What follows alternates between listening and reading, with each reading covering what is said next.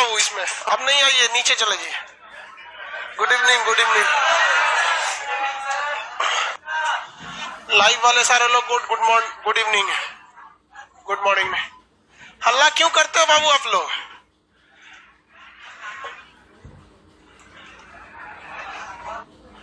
बैठ जाओ बाबू, जल्दी जल्दी। तो आप लोग खुश रहिए। 7 मिलियन हो गया सब्सक्राइबर हम लोग का। सुबह नहीं हुआ था, हो गया था। अब मतलब बहु आप लोग को पार्टी कैसे देगा आदमी?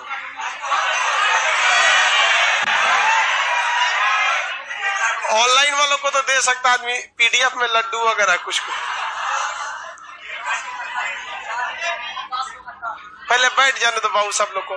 बाबू आप लोग गर्ल्स वाले सीट पे बैठ के ना पूरा ओवरऑल क्लास डिस्टर्ब कर देते हो। हाँ?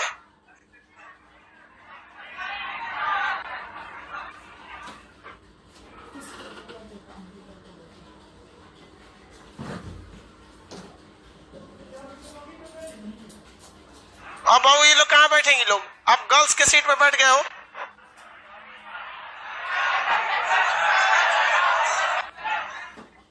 गर्ल्स के सीट पे जितने लड़के हैं सब लोग उठ जाइए। देखो, जब आपको पहले वहां लिख दिया गया है कि ये गर्ल्स का सीट है तो आपको दिमाग घास चढ़ने गया रहता है, कहता है ऐसे कि नौकरी नहीं हो रही है। इस सबको लड़का लड़की के सीट में अंतर अभी तक नहीं समझ में आया। लड़की सब थोड़ा लेट से आती है, समझा करो, तैयार होने में टाइम लगता है उन सबको। समझता ही नहीं है सब। जल्दी बैठो बाबू, लाइव वाला सब परेशान होता है सब, सर इतना देर से क्यों स्टार्ट करते हैं?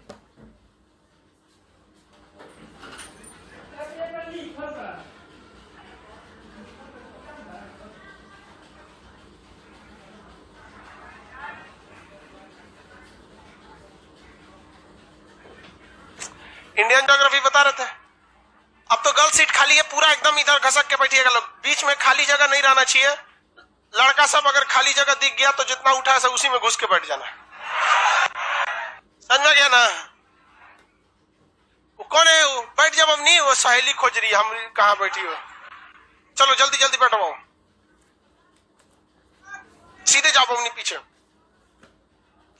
लाइव से जितने लाइव सेंटर या एप्लीकेशन के लड़के हैं, जो लोग लाइव पढ़ रहे हैं, थोड़ा नया बैच रहता है ना तो एक हफ्ता तक समझाना पड़ता है इन लोग को कि बैठो बैठो बैठो। एक हफ्ता बाद सब सही हो जाता है। देखिएगा ना, एक समय ऐसा आएगा जब घुसियाएंगे और पीटना चालू करेंगे। जगह जिनको नहीं मिला नीचे बैठो, नहीं तो हॉल नंबर 3, 4, 5 में जाओ जहां मन, नहीं तो फिर जाओ घर। अब क्या करेंगे?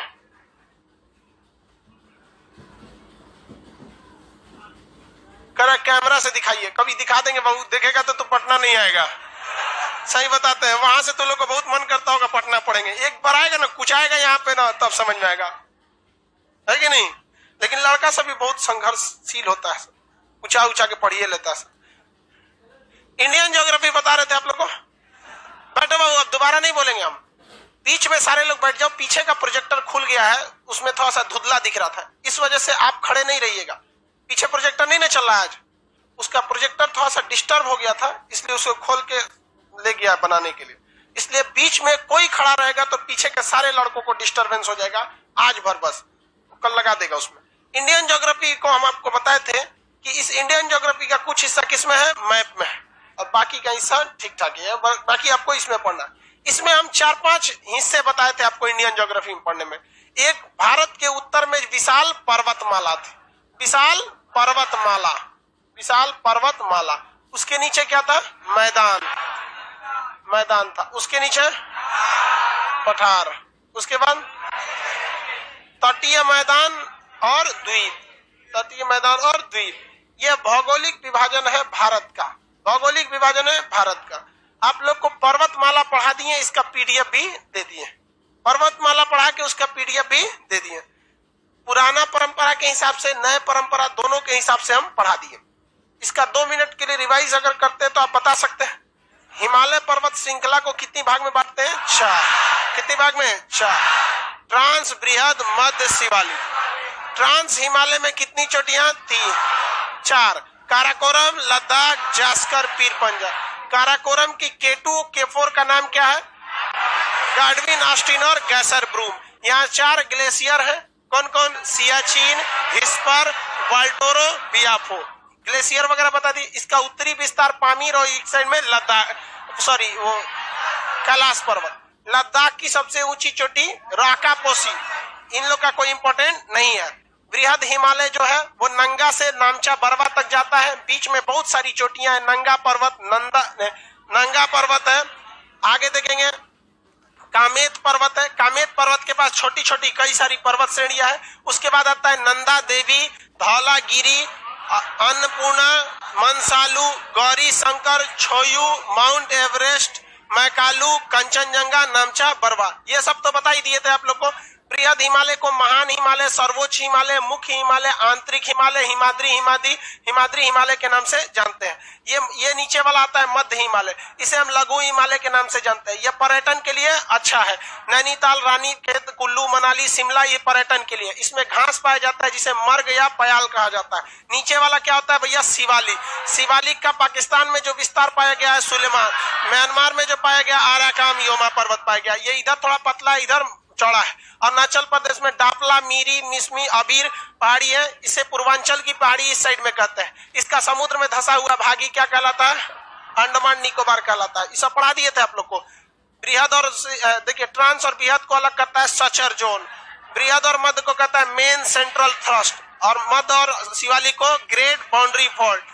जबकि ऐसे नदियों से बांटेंगे तो सिंधु और सतलज के बीच में पंजाब हिमालय, सतलज और काली के बीच में कुमायूं हिमालय, काली और तिस्ता के बीच में नेपाल हिमालय, तिस्ता और दिहांग के बीच में असम। सबसे बड़ा तथा ऊंचा नेपाल हिमालय है। वर्षा ज्यादा होता है असम हिमालय में। पढ़ा दिए थे। इसमें आपका बच गया घाटी। क्या बच गया? घाटी। घाटी आपको नक्शा में पढ़ना है। थोड़ा बहुत तो घाटी बताई भी है। और आपका बच गया दर्रा। दर्रा किसमें पढ़ना है? नक्शा में। अगर आप इसको खिचड़ी कर दिए, क्या कर दिए? खिचड़ी कर दी, तो आपसे ज्योग्राफी एकदम जाएगा काम से। आपको ज्योग्राफी समझ में नहीं आएगा। अब हम लोग को क्या देखना है भाई? पहला तो हिस्सा देख लिया पर्वत श्रृंखला, उसका पीडीएफ भी सबको मिल गया। अब दूसरा क्या है? मैदान। अभी समझा देते हैं, कल इसका पीडीएफ दे देंगे। मैदानी भाग ये किधर पाया जाता है? भारत के उत्तर में।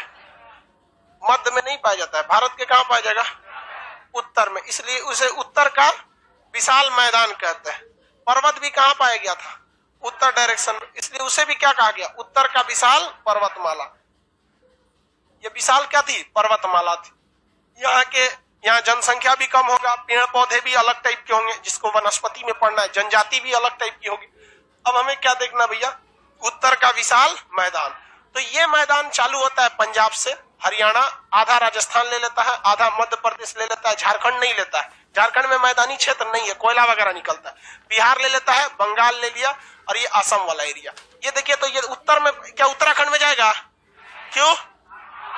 हिमाचल प्रदेश पहाड़ है। तो ये उत्तर का विशाल मैदान में ये एरिया इसमें कंसीडर किया जाता है। किसी को कोई दिक्कत नहीं है?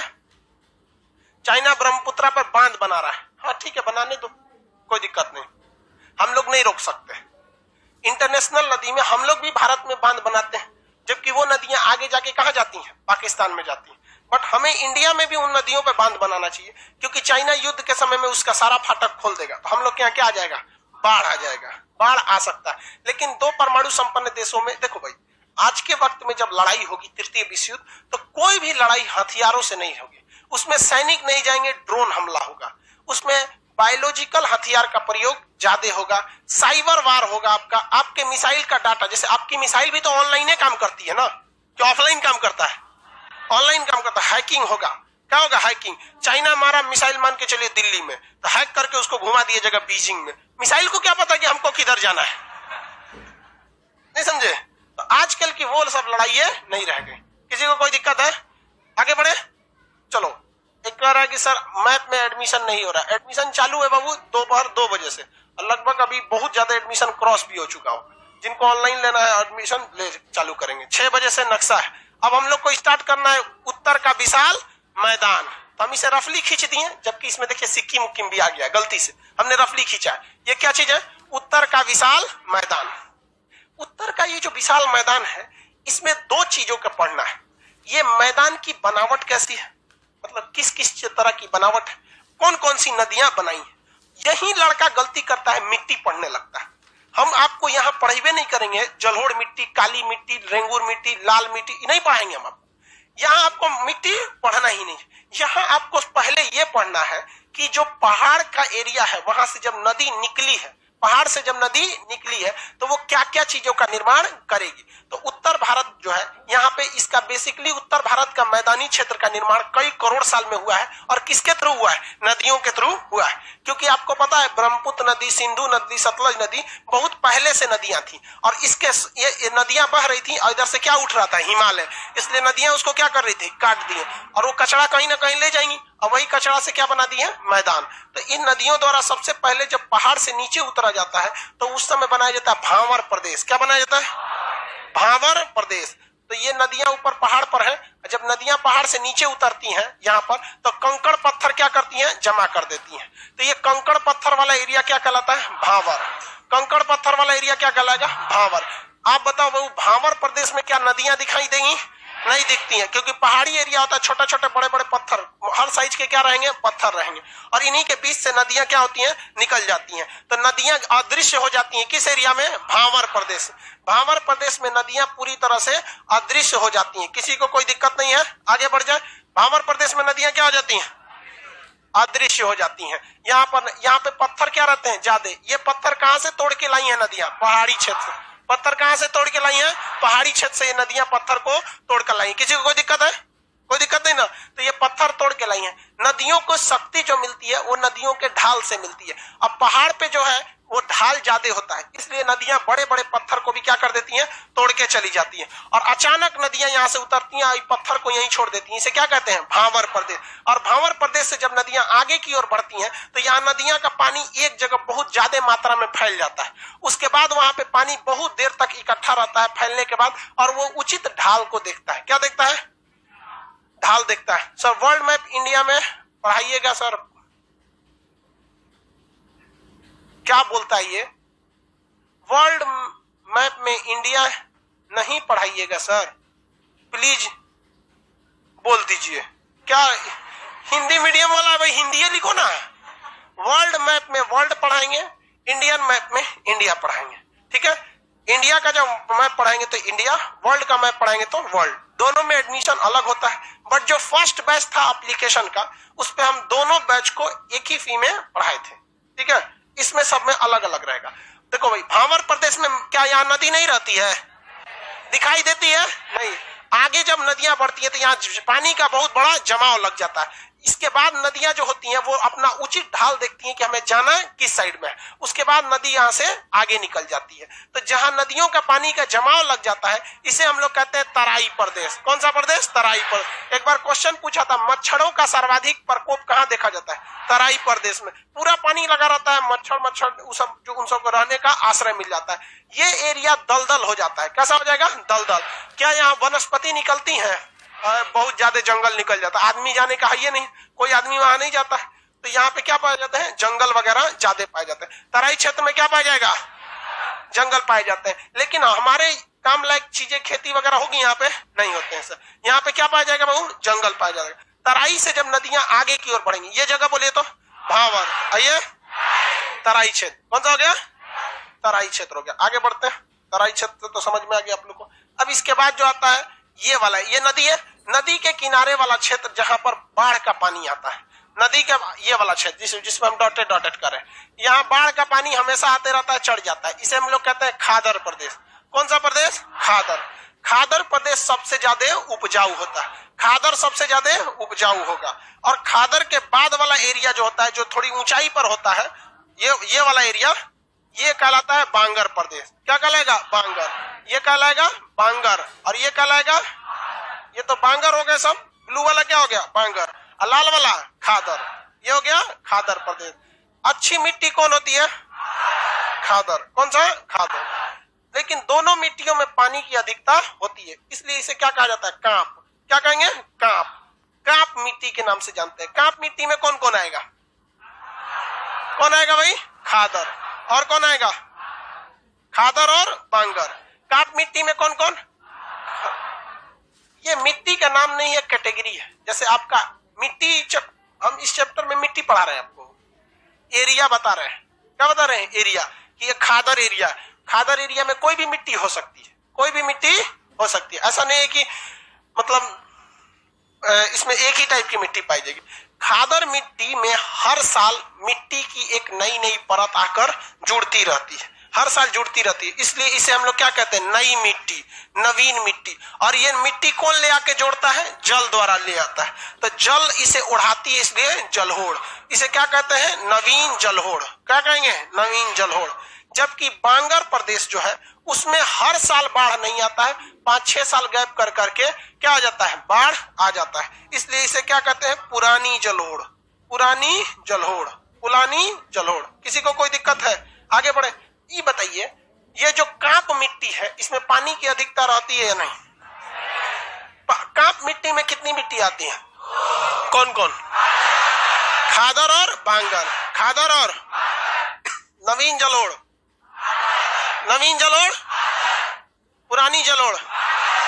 इसमें से आप बताइए, बिना पढ़ाए हम आपसे पूछ रहे हैं, आपको अगर हम बोल देते हैं खादर और बांगर में कछारी मिट्टी किसे कहेंगे? कछारी। बहुत सा ऐसा चीज आएगा ना आपको एग्जाम में जिसे हम कभी पढ़ाए नहीं है, लेकिन आप प्रेजेंस ऑफ माइंड से लगा सकते। कछारी मिट्टी उसे कहते हैं जिसमें किचाइन बहुत ज्यादा होता है। किचाइन समझते? कचाइन नहीं समझता।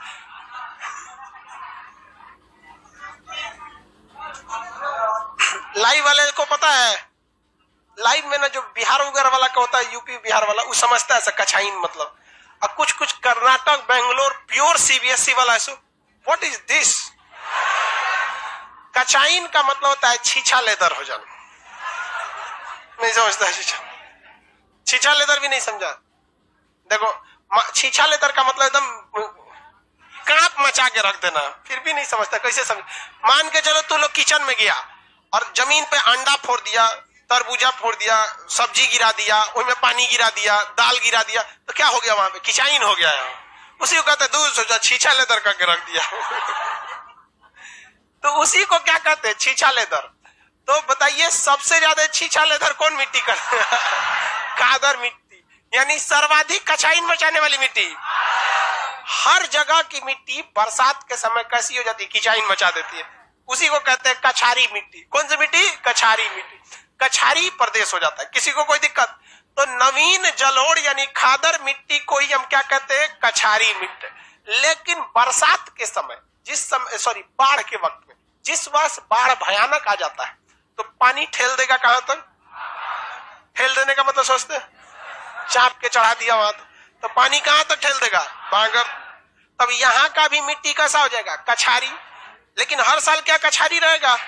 तो इसका परमानेंट नाम तो कछारी होगा नहीं, लेकिन यहाँ पर खादर में हर साल कछारी रहेगा। हर साल क्या होगा? कछारी। स्पेशली अगर आपके गांव, आपके जिला या आपके गांव से नदी गुजरती है तो आपकी मिट्टी कौन सी हो जाती है? कछारी। कछारी मिट्टी में कीचड़ की अधिकता होती है। कीचड़ की क्या होती है? अधिकता होती है। कांप मिट्टी किसे कहेंगे? दोनों को। कांप मिट्टी, इसे हम जलोढ़ भी कह सकते हैं। क्या कर सकते हैं? जलोढ़। कांप या जलोढ़ में कितनी मिट्टियां? दो।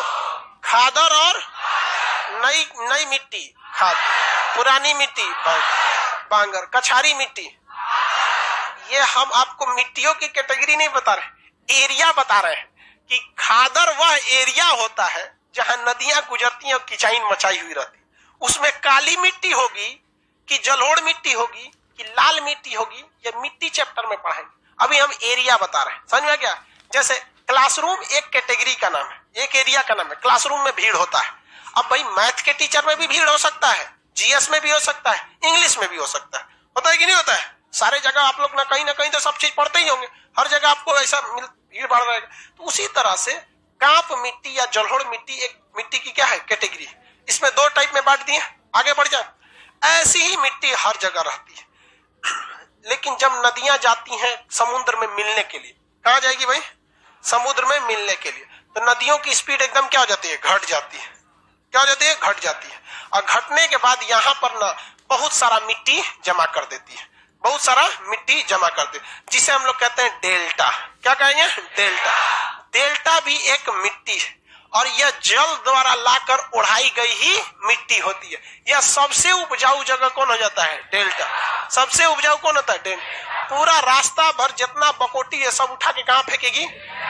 डेल्टा में फेंकेगी। तो नदियों द्वारा अपने रास्ते में कहां किस टाइप का मैदान बनाया जाएगा? आपको पहला आइडिया लगा कि भाई किस किस कैटेगरी में बनेगा? भांवर में किसकी अधिकता है? पत्थर में।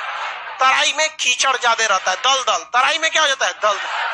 मानव के लिए सबसे अच्छा, ऐसे बोलिए, कांप या जलोढ़। मानव के लिए सबसे अच्छा कांप या जलोढ़। कांप या जलोढ़ की कितनी कैटेगरी? इन कौन कौन कैटेगरी? खादर और बंग। इसमें अच्छा कौन? खादर। खादर को कौन? जलोढ़, नवीन जलोढ़। इसका दूसरा नाम कछारी, दूसरा नाम कछारी। पुरानी जलोढ़ किसे कहते हैं? बांगर को कहते हैं। आगे बढ़े। नदियां जब समुद्र में मिलने वाली होती हैं तो अपने कचरा को जमा करके इधर उधर से क्या हो जाती है? निकल जाती है। तो उसे क्या कहते हैं? डेल्टा। क्या कहेंगे? डेल्टा। तो ये हो गया। अब तो और मिट्टी की कैटेगरी होती है। एक होता है रेह। क्या हो गया? रेह। रेह क्या होता है? हम लोग अब ज्यादा से ज्यादा फसल उगाने के लिए, ज्यादा से ज्यादा फसल उगाने के लिए पानी बहुत मात्रा में खेत में डालते हैं। पानी क्या करते हैं? खेत में बहुत मात्रा में डाल देते हैं। आप कभी किसी प्ले ग्राउंड, मतलब किसी कॉलेज वगैरह का ग्राउंड देखे होंगे जहां घास ज्यादा मात्रा में रहता है? देखे होंगे। गांव वगैरह में तो खेत ज्यादा हो जाता है, घास कम रहता है। जितना जगह मिला सब कोड़ के खेत में बता दिया, यूटिलाइज कर जाते हैं। जबकि आप स्कूल कॉलेज में देखे होंगे, ये कौन परेशान है भाई? विवेक कुमार, इंडियन मैप में एडमिशन नहीं हो रहा है, भर गया होगा सर्वर,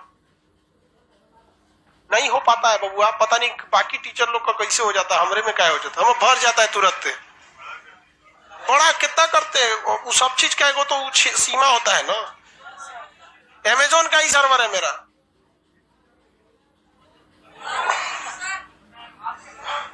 अरे यार 12 लाख कैपेसिटी, अब कितना बढ़ लिया जाएगा? चलो देखो ध्यान से, कॉलेज वगैरह देखें आप लोग ना, ग्राउंड वगैरह, उसमें देखिएगा बरसात के दिन में जब बारिश होता होगा ना तो प्लेग्राउंड में पानी लग जाता होगा। पानी लगने के बाद 10-15 दिन उसमें पानी अगर रहेगा तो 10-15 दिन पानी लगने के बाद जब पानी सूखेगा तो घास के ऊपर देखिएगा, जब पूरी तरह सूख जाएगा तो भूसा जो होता है ना, गाय भैंस खाती है, वो इसे भूसा भूसा टाइप की कुछ परत लग जाती है ऊपर। क्या है?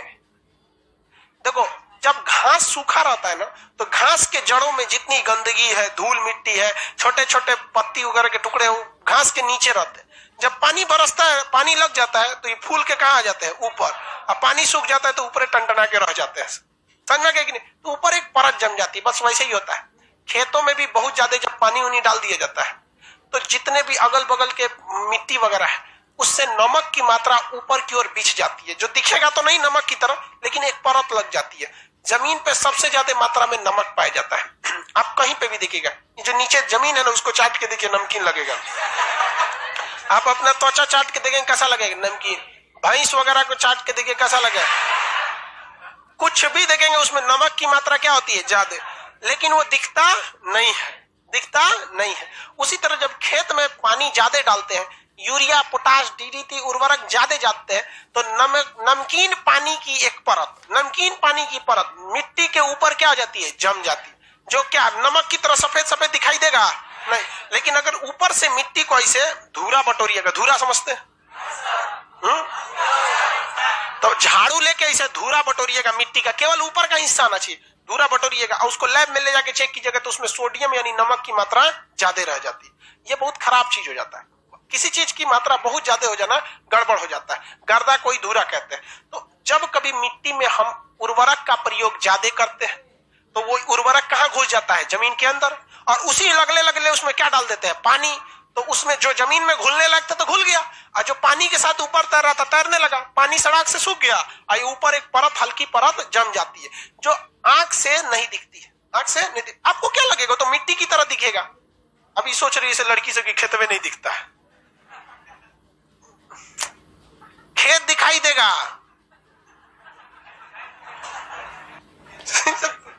एडवांस से सोच लेती है, खेत नहीं दिखता, खेत दिखाई देगा लेकिन ऊपर की परत नहीं दिख।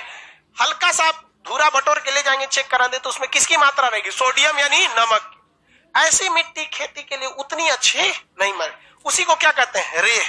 इसको और क्या नाम है? कल्लर। क्या कहते हैं? कल्लर। रेह या कल्लर, रेह कहेंगे या कल्लर कहेंगे, किसी को कोई दिक्कत? ये वहीं ज्यादा होगा जहां सिंचाई और उर्वरक का प्रयोग ज्यादा होता है। भारत के वो 2 राज्य बताइए जहां सिंचाई और उर्वरक का प्रयोग ज्यादा होता है। पंजाब और हरियाणा। पंजाब और हरियाणा। भाई पंजाब की लड़कियां जो होती है ना ट्रैक्टर चला लेती हैं, और बेहतरीन, अब बूढ़ी बूढ़ी औरत सब चला लेती है वहां पे। अब बिहार की लड़की, यूपी के यहाँ पे बहुत कम चला। अरे हम लोग के यहाँ की लड़की तो ईंटा नहीं चला पाती है, ईंटा देखे तो ट्रैक्टर को अजबे चलाती है सर, लगता है अपने उलट जाएगी। वो कौन सी ट्रैक्टर चलाता है, ज्यादा नहीं चलाते। जबकि पंजाब हरियाणा में देखेंगे तो बहुत बलिष्ठ होती है। यहाँ के 3-3 गो महिला को एगो संभाल लेगी सब लड़ाई झगड़ा में। यूपी बिहार की महिला मुहे मुही ज्यादा लड़ती है सब, थोड़ा कीड़ा पड़ते रे जो।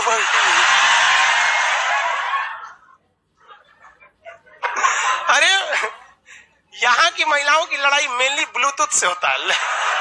और वो गरियाएगी तो उसको नहीं गरियाएगी, वो के पति को गरियाएगी। अच्छा, बहुत महिला यहाँ पे। उधर पंजाब हरियाणा में बहुत जबरदस्त होता है, तो वहां खेती वगैरह ज्यादा होता है। और इवन की बाकी पंजाब और हरियाणा को छोड़ दीजिएगा तो सरकार ने किसानों को ना पता है क्या बताने, पागल समझ आती है। एमएसपी का मतलब होता है minimum support price. Minimum support price, MSP, ये केवल पंजाब और हरियाणा के किसान ले पाते हैं। मतलब उनके गेहूं का ना एक मिनिमम प्राइस फिक्स है, और हमारे यहाँ कोई फिक्स नहीं है। साहूकार 14 रुपया ले जा सकता है, 18 रुपया भी ले जाता है, 16 रुपया भी ले जा सकता है, ले जाता है। लेकिन पंजाब और हरियाणा के किसान, एमएसपी सरकार ने फिक्स कर दिया है कि 18 रुपया किलो हम क्या खरीदेंगे, गेहूं। तो वो मंडी में ले जाकर कितना में बेचना होगा, 18 रुपया, और कोई उस एमएसपी से नीचे खरीद नहीं सकता है। जबकि बिहार यूपी में 14 रुपया भी मजबूरी में किसान अपना गेहूं बेचता है। आप में किसान हैं आप लोग? कितना रुपया बेचे हैं? 12 रुपया। इसको तो और ठग दिया। अरे भाई, अरे 12, 14, 15, 16 जो भी 1-2 रुपया का अंतर होता है। लेकिन वहां पर क्या होता है? ये बेवकूफ कहीं, ये क्या बोलता है कि सर उधर की महिलाएं खेती कर देती है, हम लोग की महिलाएं बहुत अच्छा गोबर शांति है। क्या बोल रहा है रे तू? यादव जी, आप महिलाओं की बुराई नहीं कीजिए। यादव जी देखे होंगे गाय भैंस घरे अच्छा होगा। चलो ध्यान दो। तो पंजाब और हरियाणा के किसान जो है वो अपने खेत में उर्वरक ज्यादा डालता है, खेती के लिए पानी वगैरह ज्यादा डालता है, और फसल जबरदस्त उगाता है। और किस पर बेचता है? एमएसपी पर। आप पंजाब और हरियाणा में जो सरकार ने एमएसपी फिक्स कर दिया, शुरुआत में गेहूं बोने से पहले फिक्स कर देता। अभी कितना रुपया एमएसपी? 18 है सर, जो भी है 18 रुपया से नीचे आप खरीद ही नहीं सकते। इसीलिए वो विद्रोह कर रहा है सब ना, कि जो मंडी खत्म होगी तो एमएसपी अपने से खत्म हो जाएगा, तो हम भी यूपी बिहार के किसान की तरह हो जाएंगे। और यूपी बिहार के किसान को पता नहीं चल रहा है विद्रोह कौन सी के लिए हो रहा है, एमएसपी क्या होता है। अजब हाल है, आंख के आनर काज पता कि नयन सुख कौन सी होता है, नहीं समझे। यहाँ के किसानों को तो नपुंसक बना दिया सबने, कड़ी मेहनत करके बर्बाद कर दिया था किसान। कोई अपने बच्चे को कहेगा यूपी बिहार का आदमी कि मेरा बेटा किसान बनेगा? अरे जिंदगी भर मर जाएगा खेत में, तो ये बढ़िया घर ना बनवा पाएगा। और उन सब का एमएसपी मिलता है, फॉर्च्यूनर पे घूमता है। क्या बिहार यूपी की महिलाएं ट्रैक्टर नहीं चला पाती हैं? रहेगा ट्रैक्टर तब तो महिलाओं के घरे रॉकेट छोड़ दीजिए ना, अगले दिन अंतरिक्ष में मिलेगी।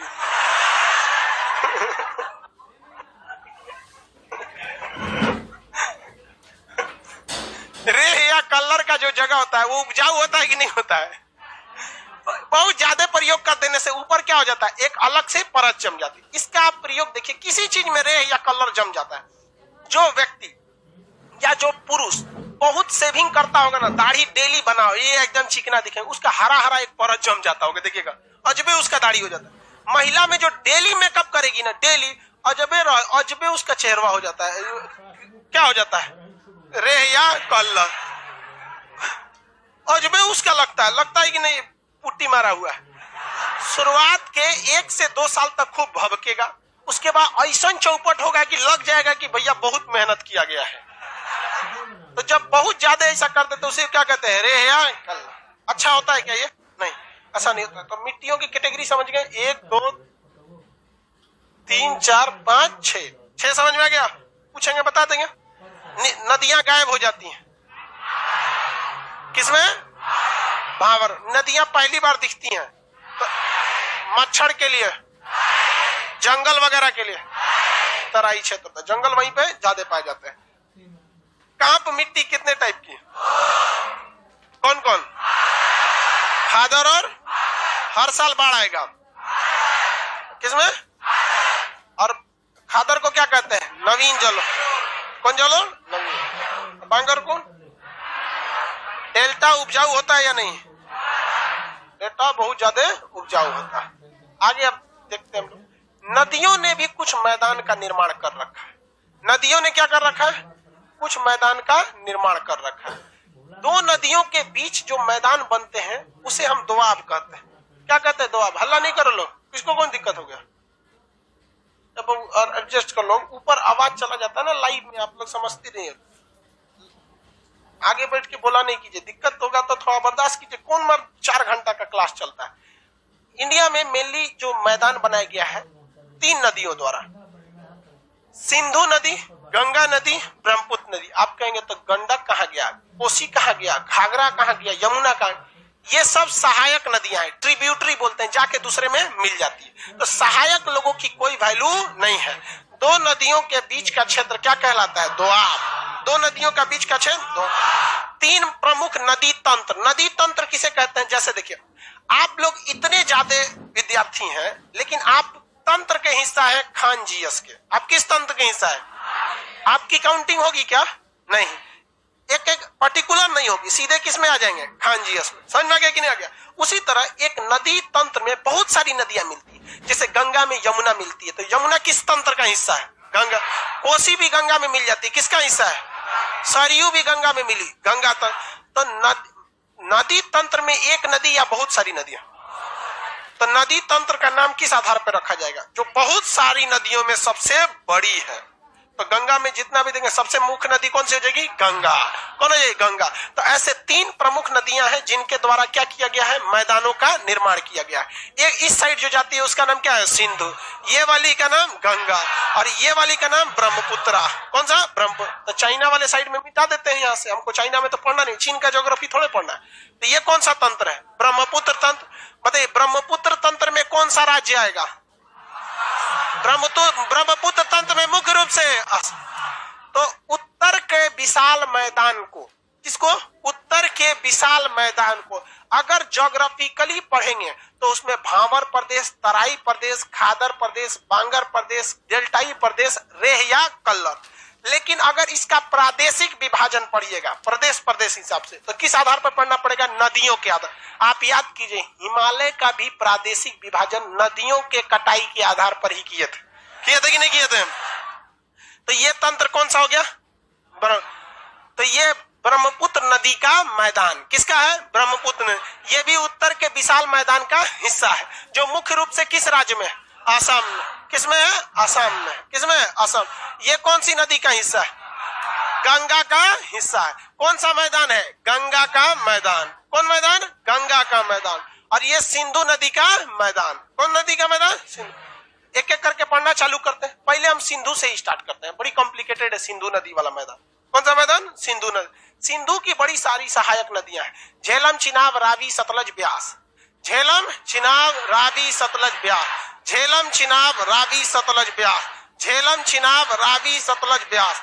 झेलम, चिनाब, रावी, सतलज, ब्यास। झेलम, चिनाब, रावी, सतलज, ब्यास। झेलम, चिनाब, रावी, सतलज, ब्यास। कितनी नदियां मुख्य रूप से? झेलम, चिनाब, रावी, सतलज। तो इसमें हम झेलम नदी को मिला दे। कौन से मिला दे? झेलम नदी। तो ये डेल्टा, ये एक दोआब बनेगा कि नहीं बनेगा? दो नदियों के बीच का ये क्षेत्र बन गया कि नहीं बन गया? तो एक ये दोआब बन गया कि नहीं बन गया? वहीं अगर आप देखेंगे इसमें अगर हम किसको मिला दे? चिनाब को, तो इन दोनों के बीच में एगो बन गया। नीचे में है आपकी सतलज, रावी नदी। नीचे में कौन नदी है? रावी नदी। रावी जाके किसमें मिल जाती है? चिनाब में। तो यहाँ पे भी एक दोआब बन गया। एक इसी में बहुत सारी, नक्शे इतना छोटा है कि हम इसमें कितना को बनाए, इसको बड़ा करना पड़ेगा। बड़ा कर देते हैं क्योंकि ताकि सारा अट जाए सब, समझे?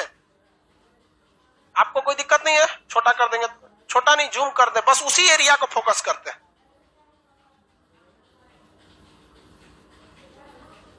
हम पंजाब वाला एरिया ले लेते हैं मेनली। अब इसमें बड़ा हो गया, आपको इजीली समझ में आएगा। बोलिए, ये सिंधु, ये झेलम, सिंधु और झेलम, इसके बीच का जो मैदान आता है इसे कहते हैं सिंधु सागर मैदान। क्या कहेंगे? सिंधु सागर मैदान, सिंधु सागर मैदान, सिंधु सागर मैदान। सिंधु सागर मैदान ये भी उत्तर के विशाल मैदान का हिस्सा है, लेकिन बहुत छोटा मोटा हिस्सा है। ये कश्मीर में पड़ जाता है तो आधा तो पहाड़े लेके चल जाता है, तनी मनी होता है तो वहां जाफरान की खेती, केसर की खेती, सेब की खेती, अखरोट वगैरह की क्या होती है, खेती होती है। समझ आ गया कि नहीं? अब जाफरान होता क्या जी? कुछ फल उल टाइप का मसाला होता है। अरे कुछ होता हो गया। बचपन में लड़का को अगर बहुत ज्यादा खांसी उसी हो जाता है तो जाफरान रगड़ के खिलाए, हाँ, उसको खांसी हो जाता है। अच्छा, वो जायफर होता है। ओहो, गलती से हम जाफरान बोल दिए। चलो देखो यहाँ पर ये नदी कौन सी है? झेलम। इसके बीच का मैदान क्या कहलाएगा? सिंधु सागर मैदान। कौन सा? सिंधु सागर मैदान, सिंधु सागर मैदान। सिंधु सागर मैदान किस मैदान का हिस्सा है? उत्तर के विशाल मैदान का। बबुआ देखो, तुम लोग कंफ्यूजिया ना मत, गड़बड़ा जाएगा। हम पढ़ा रहे हैं आपको इंडियन ज्योग्राफी, जिसमें हम आपको पर्वत, विशाल पर्वतमाला बता दिए हैं, नीचे उतरे हैं मैदानी क्षेत्र, इसकी कैटेगरी भावर, खादर, डेल्टाई, रेह, कल्लर, ये सब बता दिए। अब ये कहाँ कहाँ पाया जाता है उस हिसाब से कितनी नदियों में बांटे हैं? 3। कौन कौन नदियां? इन पूरे मैदान को कितने भाग, कितनी नदियों में? सिंधु, गंगा, ब्रह्मपुत्र, सिंधु, गंगा और ब्रह्मपुत्र। तो बताइए, सिंधु और झेलम के बीच में, हाँ, सिंधु सागर का मैदान। यहां से जाती है चिनाब नदी। कौन सी नदी बाबू? चिनाब। सबसे बड़ी सहायक नदी कौन सी है? चिनाब। तो ये हो गया कौन सी नदी भैया? ये तो झेलम है, ये सिर्फ और चिनाब है। तो इसे हम लोग कहते हैं चाझ दोआब। कौन सा दोआब? चाझ। च से चिनाब, झ से झेलम। याद रखने का झमेले नहीं है। चिनाब और झेलम के बीच, दो नदियों के बीच का क्षेत्र, दो आब। देखिए, फारसी भाषा में नदी को आब कहा जाता है। क्या कहा जाता है? आब। उर्दू में भी आब, अरबी में भी आब। सबसे, मुसलमानों में सबसे पवित्र पानी, जैसे हिंदू धर्म में गंगा सबसे प्रमुख है, मुसलमानों में आबे जमजम सबसे पवित्र है। वो हज करने जाता है लोग, जमजम का पानी ले आता है, आबे जमजम। जैसे हिंदू धर्म में कोई आखिरी सांस ले रहा है तो क्या पिलाया जाता है? गंगा जल पियो भाई, जाओ काम से, सब अपना। वैसे मुसलमान मरता है तो क्या पिलाते हैं? आबे जमजम। अरे भाई, आबे जमजम भी पानी है, गंगा भी पानी है कि नहीं? दोनों में पानी है। तो ये कौन सा दोआब बाबू? चाझ दोआब। च से चिनाब और झ से झेलम। और सिंधु सागर दोआब, झेलम और सिंधु और झेलम। ये नदी बोलिए, सिंधु, झेलम, चिनाब। अब इसमें क्या जाएगा? रावी। कौन आएगा? रावी। रावी इसी में जाके मिल जाती है। किसमें मिल जाती है? तो इसे कहते हैं रचना दोआब। कौन सा? रचना। देखिए, र से रावी और च से चिनाब, च से चिनाब। इसमें क्या दिमाग लगाना है? कोई दिमाग लगाना है? संधि विक्षेप करके मिलाते रहिए। नहीं समझ में आ गया? जैसे द्वंद्व संधि बोलते हैं ना, इसे माता पिता, भाई बहन, हाँ, उसी को बीचवा में ऐसे माइनस साइन लगा देता है, इसको द्वंद्व समाज बोला जाता है। चलिए, चाझ दोआब में कौन कौन? चिनाब, झेलम। रचना दोआब, हाँ, रावी और चिनाब। सतलज नदी आती है बाहर से। कहाँ आती है? सतलज नदी। और यहीं से आके इसी में एक और मिल जाती है नदी, का नाम है आपका ब्यास नदी। बीच में ये आके मिलती है ब्यास। अब ससुरा ब्यास दोनों में जाएगा। ब्यास रावी वाले के बीच में भी बना देगा और ब्यास सतलज वाले बीच में भी बना देगा। तो ये नीचे वाली नदी बोलिए तो सतलज, नीचे वाली सतलज, नीचे वाली ये वाली ब्यास। कौन है? ब्यास। ये लाल वाली रावी, ये चिनाब, ये झेलम। ये झेलम, ये कौन सी नदी? झेलम, चिनाब, रावी, ब्यास, सतलज। सीक्वेंस में पहले क्या आ जाता है? ब्यास। ये बोलिए, झेलम, चिनाब, रावी, ब्यास, सतलज। ब्यास और सतलज। तो देखिए, रावी नदी और ब्यास नदी के बीच का जो मैदान है उसे हम लोग कहते हैं बारी। क्या कहते हैं? बारी। गलत बोलते हैं क्या? ब से ब्यास, री से रावी, तो क्या बोल देते हैं? बारी। क्या कह देते हैं? बारी। कौन दोआब? बारी। कौन सा दोआब? बारी दोआब। अब यहाँ देखिए, ये ब्यास है और ये सतलज है, इसे कहते हैं बिस्त दोआब। कौन सा दोआब? बिस्त। बी से ब्यास, सत से सतलज, तो कौन सा दोआब? बिस्त दोआब। कौन सा दोआब? ये हरियाणा, इसे कहते हैं भिवानी। क्या कहते हैं? भिवानी। कौन सा रहेगा? भिवानी। और इसके नीचे राजस्थान वाला मालवा। क्या कहलाता है? मालवा। क्या कहलाएगा? माल। तो राजस्थान में, राजस्थान में, राजस्थान में, राजस्थान में बताइए तो सिंधु सागर दोआब किन दो नदियों के बीच? कौन कौन? सिंधु झेलम के बीच में सिंधु सागर दोआब। झेलम और चिनाब के बीच में छाछ। झेलम और चिनाब के बीच में छाछ। चिनाब और रावी के बीच में रचना। कौन सा? रचना। रचना समझ में क्या कि नहीं? क्या देखो, सीरियल था सपने सुहाने लड़प्पन के, उसमें वो रचना रहती है, कोई सी याद रखिएगा। समझ में आ रहा है कि नहीं आ रहा है? चलो ध्यान देखो, सीरियल नहीं देखो, हमें गुंजन भी रहती है।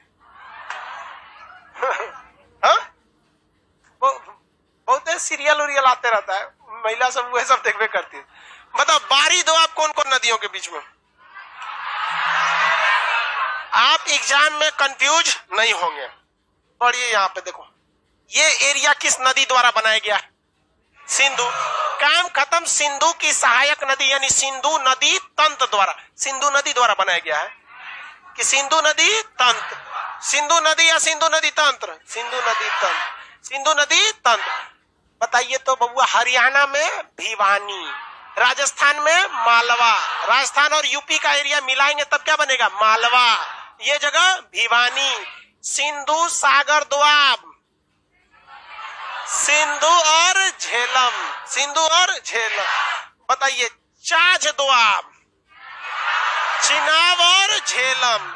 रचना दोआब, रावी और चिनाब। केवल दुइये को नदी का याद रखना है, दुइये को नदी से दोआब बनेगा। नाम में भले 3 अक्षर है, कोई दिक्कत नहीं है। अब बताइए, बारी दोआब, ब्यास और रावी। बिस्त दोआब, ब्यास और सतलज। सिंधु सागर दोआब, सिंधु और झेलम। सिंधु और झेलम। तो उत्तर भारत का विशाल मैदान, उत्तर भारत का विशाल मैदान बनावट के आधार पे तो पहले ही पढ़ा दिया, हाँ? और एरिया के हिसाब हम उसे नदियों के दोआब से भी क्या कर दिए? बांट दिए। ये बीच वाला कौन एरिया आएगा? गंगा का मैदान। कौन मैदान? गंगा का मैदान। तो बबुआ, ये कौन मैदान है? गंगा का। कहां से शुरू होगा? यूपी से। कहां तक जाएगा? बंगाल तक। यूपी से बंगाल तक। यूपी से, इसका यूपी का वह भाग जो यूपी के पश्चिमी भाग में है, यूपी के पश्चिमी भाग, वो तनिसा ऊपर है, तभी ना नदियां डगर के चलाती है। अरे ऊपर नहीं रहेगा तो डगरेगी कोने से? तो ऊपर होने के वजह से ऊपरी गंगा का मैदान। कौन सा? ऊपरी गंगा का मैदान। ये उससे तनिसा ई वाला डाउन है, तो जो डाउन है ना, उसमें आधा यूपी आधा बिहार, और बिहार का इधर वाला और लगले लगले पूरा बंगाल वाला इतनी ज्यादा ही डाउन है। ये तनी मीडियम है और ये एकदम में ऊंचा है। तो भाई ऐसा ही ना रहेगा, तो इधर वाला ज्यादा ऊंचा, इधर वाला कम ऊंचा, बीच वाला मध्य में, तो इसे कहेंगे ऊपरी गंगा। कौन गंगा?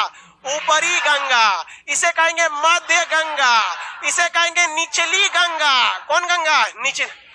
ऊपरी गंगा में उत्तर प्रदेश का पूर्वी भाग या पश्चिमी भाग, मध्य गंगा में उत्तर प्रदेश का पूर्वी भाग और बिहार का पश्चिमी भाग, और निचली गंगा में बिहार का पूर्वी भाग, बिहार का पूर्वी भाग जो कोसी से प्रभावित है, बिहार का पूर्वी भाग, और पूरा का पूरा बंगाल, पूरा का पूरा बंगाल।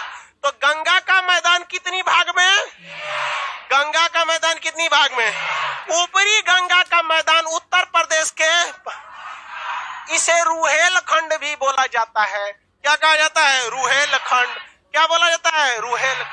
बताइए, गंगा का ऊपरी भाग को दूसरा नाम रुहेल। निचली गंगा किस राज्य में? बंगाल। मेनली बंगाल। मेनली कहां पाई जाएगी? याद रहेगा आप लोग को? किसी को दिक्कत? अब गंगा ये सारा, ये नीचे वाला ये जो एरिया देखिए, ये नीचे जो एरिया देख रहे हैं ना, ये कहलाता है बघेलखंड और बुंदेलखंड। बघेलखंड और बुंदेलखंड। तो ये पठारी एरिया आ जाता है। तो इसको आपको पठार में पढ़ाएंगे। किसमें पढ़ाएंगे? पठार। वो तो रफली नक्शा खींचे थे तो मध्य प्रदेश भी ज्यादा खींचा गया था। समझ रहे हैं ना? तो होशियार है जी आप लोग। समझ गया? गंगा के मैदान को कितनी भाग में, कितने भाग में? कौन कौन?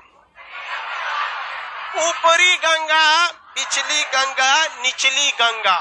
इतना बोल बोल के याद करिएगा पश्चिमी, तो दिमाग चटा जाएगा। इसे देख लीजिए ना एक बार। ओहो, ऊपरी गंगा, बिचली गंगा, निचली गंगा, हो गया। ऊपरी गंगा में यूपी का पश्चिम, बिचली गंगा में यूपी का पूर्वी, बिहार का पश्चिमी, अब निचली गंगा में बिहार का पूर्वी, अब पूरा बंगाल। कौन मैदान बच गया? ब्रह्मपुत्र का मैदान। ये तो पढ़ाइए दिए। मुख्य रूप से इसमें कौन आता है? असम। ब्रह्मपुत्र के मैदान में मुख्य रूप से कौन आता है? ब्रह्मपुत्र के मैदान में मुख्य रूप से असम आ जाता है। इसका ढाल बहुत ही कम है, इसका ढाल ज्यादा नहीं है, क्योंकि बांग्लादेश के करीबे में आ गया। इतनी सा ये ढाल कम है, इसलिए यहाँ से उसका बाढ़ भयानक आ जाता है। बाढ़ क्या आ जाता है? भयानक। यही न था उत्तर का विशाल मैदान। इसमें हम आपको मिट्टी पढ़ाए हैं? नहीं, पढ़ेबो नहीं करेंगे अभी मिट्टी, वरना कंफ्यूज आ जाएंगे। अभी जगह देख लेना बबुआ, जगह देख ले, फिर तो मिट्टी लाल पीला हरा खूब करेंगे लोग मिट्टी। अभी समझ में आ रहा है कि नहीं? बताएंगे। रेह या कल्लर तो कहीं भी पाया जा सकता है।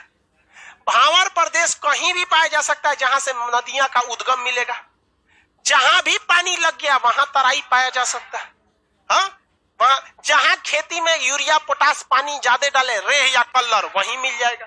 तो वो तो कॉमन चीज था। वो क्या था? कॉमन चीज थी। तो जो सब में होता है। समझ में आ गया कि नहीं आ गया? किसी कोई दिक्कत?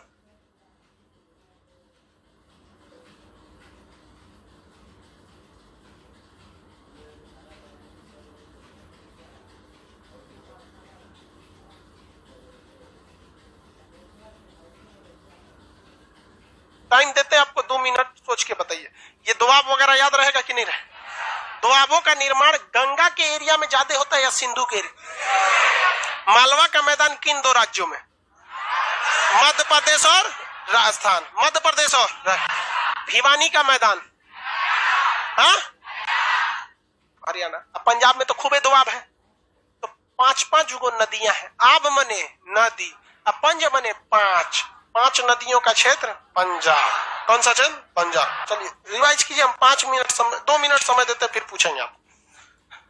2 मिनट समय देते हैं। सब लोग लाइव जितना लोग पढ़ रहे हैं सब लोग पीडीएफ कल दे देंगे। अरे दिमाग में पीडीएफ छापना बबुआ। ये बताओ बबुआ, अगर मेरे पास भी पीडीएफ रहता तो हम आपको देने में क्या जाता था? सोचा हमारी सबसे बड़ी खराबी दिमाग में पीडीएफ डाल दो। आप भी पीडीएफ को दिमाग में रखिए, दे ही देंगे आपको पीडीएफ।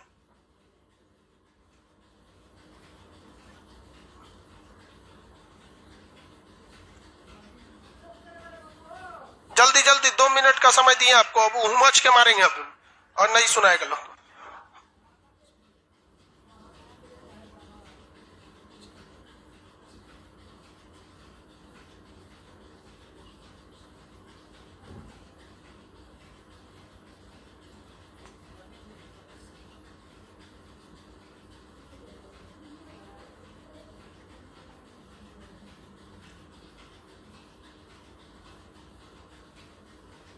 हो गया?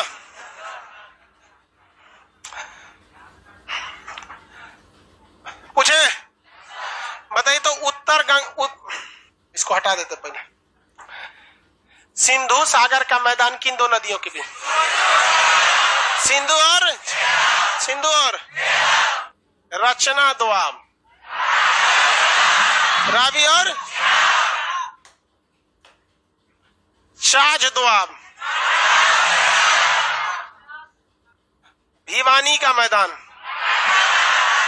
हाँ, मालवा का मैदान, मैदान, बारी दोआब, बिस्त दोआब, हाँ? सिंधु सागर दोआब, हाँ? सिंधु और तो सिंधु उत्तर भारत का जो विशाल मैदान है, इसे क्षेत्रीय बांटेंगे तो कितनी नदियों के आधार, नदी या नदी तंत्र, इधर वाला कौन सा था, सिंधु नदी तंत्र। सिंधु नदी तंत्र में 5 को दोआब याद रखना है, सिंधु सागर दोआब, छाछ दोआब, रचना दोआब, बारी दोआब, बिस्त दोआब। उसके नीचे 2 मैदान, भिवानी का मैदान और मालवा का मैदान, 7 को ही खत्म। गंगा का मैदान जब देखते हैं तो गंगा का मैदान कितने भाग में, कौन कौन, उत्तरी गंगा, मध्य गंगा, निचली गंगा। अब ब्रह्मपुत्र के मैदान, हाँ? अब इसमें अगर आपको पेज भरना है तो इसमें आराम से मेंस में खूब पेज भर सकते हैं। गंगा का मैदान बहुत ही उपजाऊ है, यहाँ बहुत सारी नदियां निकलती हैं, जिसमें से मुख्य रूप से गंगा, यमुना, घाघरा, गंडक, कोसी है। ऊपरी गंगा उत्तर प्रदेश के पश्चिमी भाग में आती है। यहाँ जल की अधिकता तथा मिट्टी सुगमता होने की वजह से खेती तथा उद्योग दोनों क्षेत्र यहाँ पर भली भांति फल फूल रहे हैं। नेपाल के निचला भाग होने की वजह से तराई क्षेत्र भी है। घसीट दीजिए, जितना जानते हैं ना, रुकना नहीं चाहिए, जोन छिया लिखते चलिए, उसमें कहानी की तरह है। लिखे बिचली गंगा में दोनों राज्य आ जाएगा कॉमन, इधर वाले में मेनली क्या आएगा, बंगाल आ जाएगा, किसी कोई दिक्कत। पश्चिमी यूपी में जो ऊपरी गंगा का मैदान है, इसका दूसरा नाम क्या है, रुहेलखंड। कौन सा खंड, रुहेल। कौन सा खंड, रुहेलखंड। आगे बढ़े, लखनऊ को अवध कहा जाता है। लखनऊ को क्या कहा जाता है, अवध। तो अवध का मैदान भी किसका हिस्सा है, गंगा के मैदान का ही हिस्सा है, अलग से थोड़ी होगा। वो किसका हिस्सा है, गंगा के मैदान का ही हिस्सा है। आगे बढ़ जाए, किसी को गंगा के मैदानी क्षेत्र में कोई दिक्कत नहीं है। मिट्टी पढ़े हैं क्या अभी, मिट्टी बहुत आगे पढ़िएगा, अभी तो बस लोकेशन देख रहे हैं। तो भारत को भौगोलिक क्षेत्र से कितनी भाग में बांटे थे, ये देख लिए हैं। किसी को पर्वतीय भाग में दिक्कत है, मैदानी भाग में। अब क्या देखना है, ये कौन सा एरिया, कौन सा क्षेत्र, मैदानी क्षेत्र। ये क्या है, हाँ? पर्वतीय क्षेत्र। इसे क्या कहते हैं, उत्तर का विशाल पर्वत माला। ये नीचे वाला उत्तर का विशाल मैदान, उत्तर का विशाल मैदान। बीच में ये जो आएगा पठार, इसको हम लोग कल निपटा देंगे, क्या चीज, पठार। अब PDF वगैरह भी दे देंगे। समझ में आ गया कि नहीं, किसी को कोई दिक्कत। आज के लिए इतना ही।